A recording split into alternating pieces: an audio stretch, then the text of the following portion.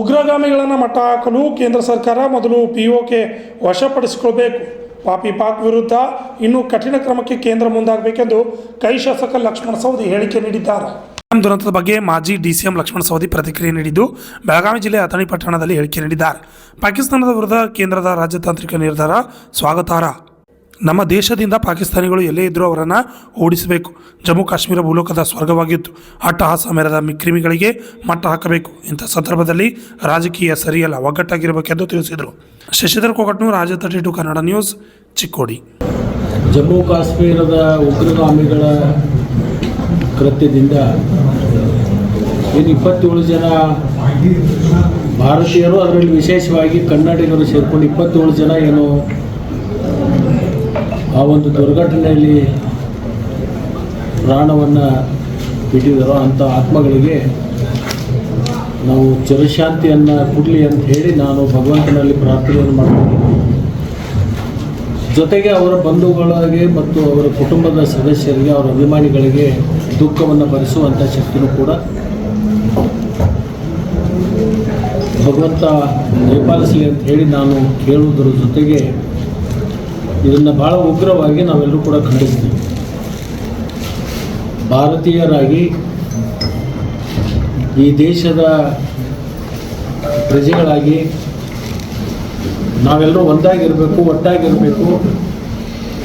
ಇಂಥ ಒಂದು ಅಹಿತಕರ ಘಟನೆಗಳನ್ನು ಯಾರೂ ಕೂಡ ಸಹಿಸಲಿಕ್ಕೆ ಸಾಧ್ಯ ಇಲ್ಲ. ನಾನು ಕೇಂದ್ರ ಸರ್ಕಾರಕ್ಕೆ ಮನವಿ ಮಾಡ್ಕೋತೀನಿ. ಈ ಉಗ್ರಗಾಮಿಗಳು ಯಾವ ಸ್ಥಳದಿಂದ ಇಲ್ಲಿ ಭಾರತದಲ್ಲಿ ಬಂದು ಇಂಥ ಕೃತ್ಯಗಳನ್ನು ಮಾಡ್ತಾ ಇದ್ದಾರೆ, ಇಂಥ ದುಷ್ಕರ್ಮಗಳನ್ನು ನಿಗ್ರಹ ಮಾಡಬೇಕಾದ್ರೆ ಭಾರತ ಸರ್ಕಾರ ಮೊಟ್ಟ ಮೊದಲನೇ ಹೆಜ್ಜೆಯನ್ನು ಪಿಒಕೆಯನ್ನು ನಾವು ವಶಪಡಿಸ್ಕೋಬೇಕು. ಇದೊಂದು ಸಂದರ್ಭ. ಇವತ್ತು ಜಮ್ಮು ಕಾಶ್ಮೀರದಲ್ಲಿ ಪ್ರವಾಸಿಗರ ಒಂದು ಸಂಖ್ಯೆ ಭಾಳ ದೊಡ್ಡ ಪ್ರಮಾಣದಲ್ಲಿ ಬೆಳೀತಾ ಇದೆ. ಅಲ್ಲಿರ್ತಕ್ಕಂಥ ಎಲ್ಲ ಸಾರ್ವಜನಿಕರು ಭಾಳ ನೆಮ್ಮದಿಯಿಂದ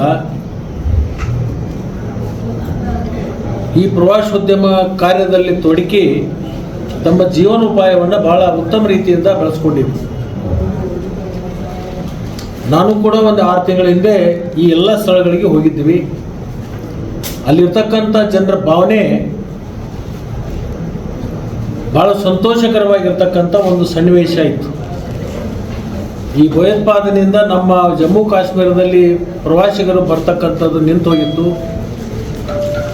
ಇವತ್ತು ಜಮ್ಮು ಕಾಶ್ಮೀರ ಅಂದರೆ ಭೂಲೋಕದ ಸ್ವರ್ಗ ಅಂತ ಹೇಳಿ ಅದಕ್ಕೆ ನಾವೆಲ್ಲರೂ ಕರಿತೀವಿ. ದೇಶ ವಿದೇಶದಿಂದ ಜನ ಬರ್ತಾರೆ. ಅದರಿಂದ ಪ್ರವಾಸದ ಒಂದು ಉದ್ಯಮ ಭಾಳ ದೊಡ್ಡ ಪ್ರಮಾಣದಲ್ಲಿ ಬೆಳೀತಕ್ಕಂಥ ಸಂದರ್ಭದಲ್ಲಿ ಈಗ ಆಗಿರ್ತಕ್ಕಂಥ ಒಂದು ಘಟನೆ ಮತ್ತೆ ಅಲ್ಲಿರ್ತಕ್ಕಂಥ ಸಾಮಾನ್ಯ ಜನರ ಬದುಕಿನಲ್ಲಿ ಒಂದು ಕುಗ್ಗುವಂಥ ಕಾರ್ಯ ಆಗಿದೆ. ಅದರಿಂದ ಯಾರೂ ಕೂಡ ನಾವು ಇದನ್ನು ಸಹಿಸಲಿಕ್ಕೆ ಸಾಧ್ಯ ಇಲ್ಲ. ಭಾರತೀಯರಾಗಿ ನಾವೆಲ್ಲರೂ ಒಕ್ಕಟ್ಟಿನಿಂದ ಇದನ್ನು ಬೆಂಬಲವನ್ನು ಕೊಡಬೇಕಾಗುತ್ತೆ. ಬೆಂಬಲವನ್ನು ನಾವು ಕೊಡ್ತೀವಿ ಅವ್ರನ್ನ ನಿಗ್ರಹ ಮಾಡಲಿಕ್ಕೆ.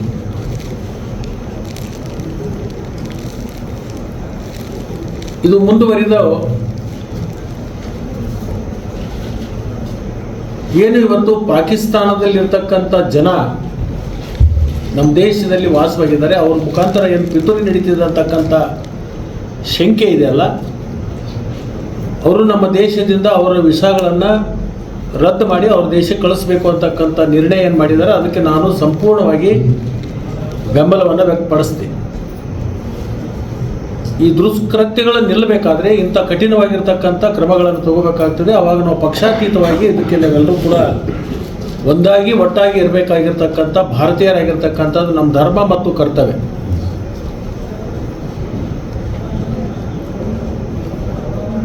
ಅಲ್ಲಿರ್ತಕ್ಕಂಥ ಅನೇಕ ಜನ ಅಲ್ಪಸಂಖ್ಯಾತರು, ಮುಸ್ಲಿಂ ಸಮಾಜದ ಸಾರ್ವಜನಿಕರು ಈ ಒಂದು ಘಟನೆ ಆದಂಥ ಸಂದರ್ಭದಲ್ಲಿ ಭಾಳ ಇನ್ನುಳಿದಿರ್ತಕ್ಕಂಥ ಪ್ರಜೆಗಳನ್ನು ಉಳಿಸೋದ್ರಲ್ಲಿಯೂ ಕೂಡ ಭಾಳಷ್ಟು ಅಲ್ಲಿ ಇರ್ತಕ್ಕಂಥ ಜನ ಪ್ರಾಮಾಣಿಕವಾಗಿರ್ತಕ್ಕಂಥ ಪ್ರಯತ್ನವನ್ನು ಮಾಡಿರ್ತಕ್ಕಂಥದ್ದು. ಅವರೆಲ್ಲರೂ ಕೂಡ ಭಾರತೀಯರು ಮತ್ತು ಭಾರತದ ಬಗ್ಗೆ ಅಭಿಮಾನ ಮತ್ತು ನಿಷ್ಠೆ